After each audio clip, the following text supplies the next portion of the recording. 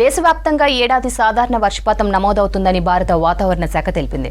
June 1న రుతుపవనాలు కేరళను తాకాల్సి ఉన్నా కొంత ఆలస్యమయ్యే అవకాశం ఉందని ప్రకటించింది.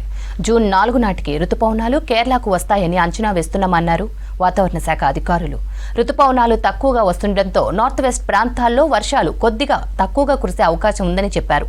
రానున్న 2 రోజుల్లో రుతుపవనాలు ముందుకు సాగేందుకు అనుకూల పరిస్థితులు ఉంటాయని అంచనా వేశామన్నారు.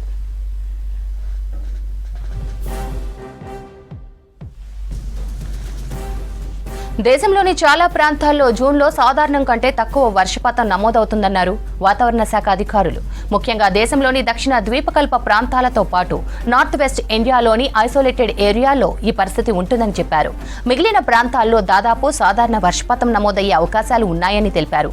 భూమధ్య రేఖ ప్రాంతంలో పసిఫిక్ మహాసముద్రం వేడెక్కేయడంతో ఎల్నినో ఏర్పడినప్పటికీ ఈ సీజన్లో సాధారణ వర్షపాతమే ఉంటుందని అంచనా వేస్తున్నామన్నారు.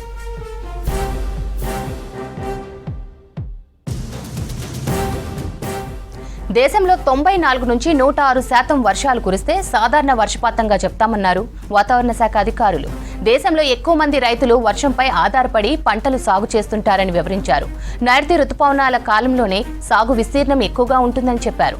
రుతుపవనాలు బలపడిన తర్వాత జూన్ 4 నాటికి కేరళను తాకుతాయన్నారు. జూన్ 1 కంటే ముందు రుతుపవనాలు వచ్చే అవకాశాలు లేవన్నారు. జూన్లో దేశంలో ప్రతి చోట వర్షాలు పడితే ఎలాంటి సమస్య ఉండదన్నారు వాతావరణ శాఖ అధికారులు.